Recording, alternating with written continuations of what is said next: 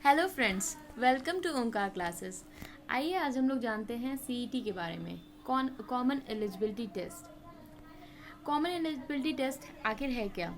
इसको अभी जल्द ही में अप्रूव कराया गया है 19 अगस्त 2020 को यूनियन कैबिनेट ऑफ इंडिया की तरफ से, और इसको कंडक्ट कराएगा एनआरए, ठीक है, नेशनल रिक्रूटमेंट एजेंसी।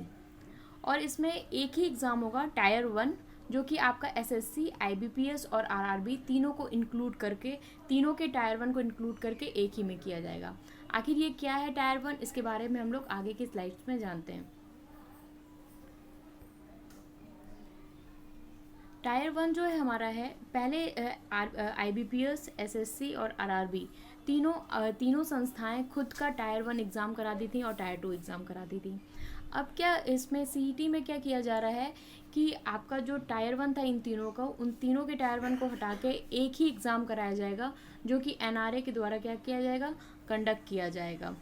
जो कि सिर्फ एनआरए एक ही संस्था जो है वो कंडक्ट कराएगी इस एग्ज़ाम को, और इन तीनों के कोई भी अब फर्स्ट टायर 1 के कोई एग्ज़ाम नहीं कराए जाएंगे।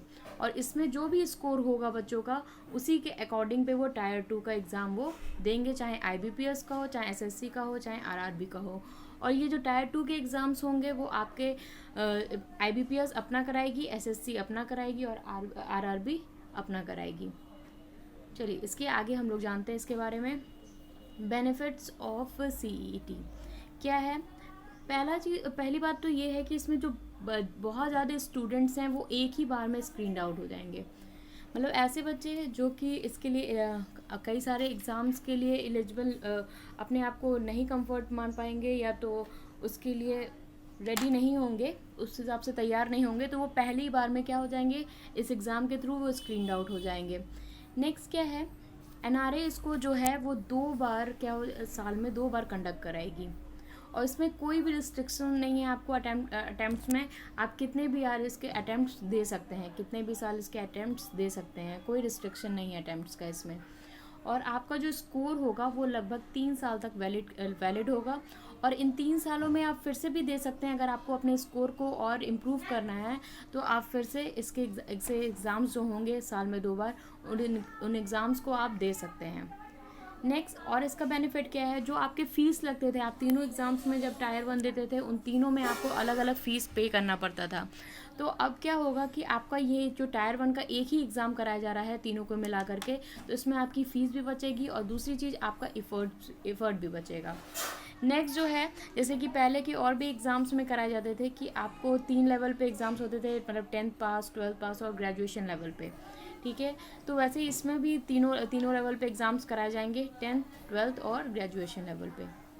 और इसमें जो तीनों के लिए जो सिलेबस होगा टायर 1 का, वो क्या होगा, इन तीनों एग्ज़ाम्स के लिए लेवल के हिसाब से सिलेबस होगा, लेकिन जो टायर 1 का सिलेबस होगा वो सारे एग्ज़ाम्स के लिए, चाहे आईबीपीएस हो, एसएससी हो, चाहे आरआरबी हो, सबके लिए सेम रहेगा।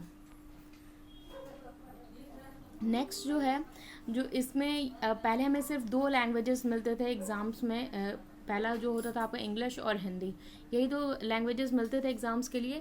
लेकिन अब क्या होंगे, आपको 12 लैंग्वेजेस मिलेंगे, जो कि हमारे 8 शेड्यूल्स ऑफ कॉन्स्टिट्यूशन में क्या हुआ है, दिए गए हैं। और एक सबसे बड़ी दिक्कत क्या आती थी बच्चों को, कि उन्हें जो सेंटर मिलता था वो अपने घर से काफ़ी दूर मिलता था, जिसकी वजह से उनके पैसे भी ज़्यादा लगते थे, और बच्चे कभी कभी ट्रेन कैंसिल होने की वजह से या बहुत सारे दिक्कतों की वजह से वो पहुंच नहीं पाते थे। अब क्या किया जाएगा कि हर डिस्ट्रिक्ट में एक सेंटर क्या दिया जाएगा, ज़रूर दिया जाएगा।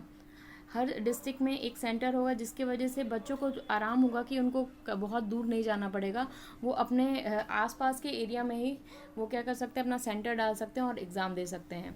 तो उनकी तरफ से लगभग 1000 सेंटर का बोला जा रहा है कि 1000 सेंटर बनाए जाएंगे ऐसे, कि जहाँ पे बच्चे आराम से अपना एग्ज़ाम दे सकें।